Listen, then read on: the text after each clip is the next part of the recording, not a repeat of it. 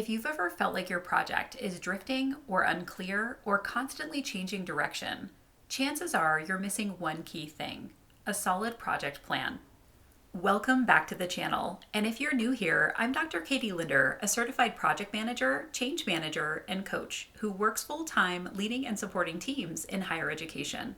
On this channel, I offer real-world examples of how project management translates into the higher ed environment. If you're looking for ways to use project management tools and skills both professionally and personally to bring more ease to your work and life, you're in the right place. So let's start with defining a project plan. A project plan is your roadmap. It outlines what you're doing, why you're doing it, how you'll get it done, and who's involved.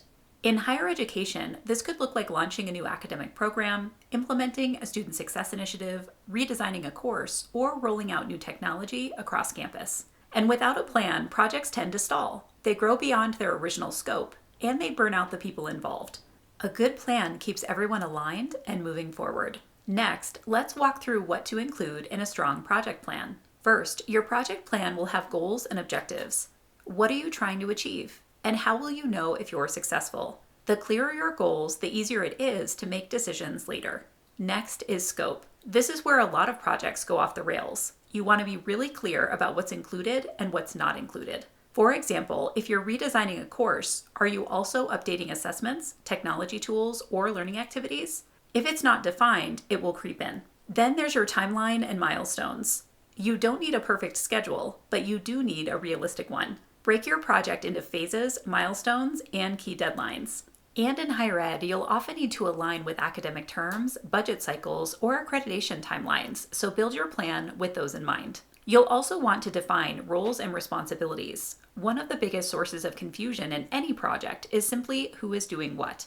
Clarify who's leading, who's contributing, who needs to be informed, and who makes decisions.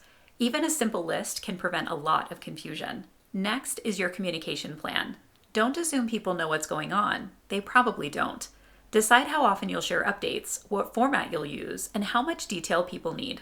When everyone is juggling competing priorities, consistent communication makes a huge difference. And finally, you'll want to identify risks and challenges. This is the part a lot of people skip, but it's incredibly important. Ask yourself what could go wrong, where you might get stuck, and what dependencies exist. This could include things like faculty availability, technology limitations, or shifting priorities. Planning for challenges doesn't make you pessimistic, but it does make you more prepared. So how detailed does your project plan need to be? The honest answer is, it depends.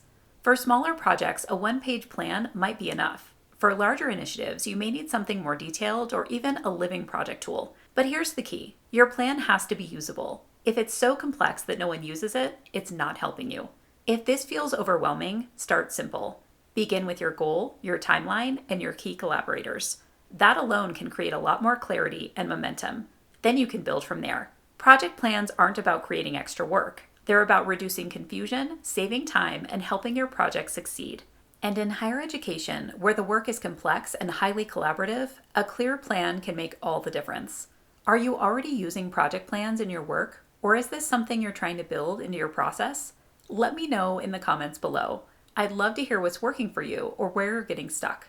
And if you found this video helpful, don't forget to subscribe to the channel for more videos on project management in higher education. Thanks for watching, and I'll see you in the next one.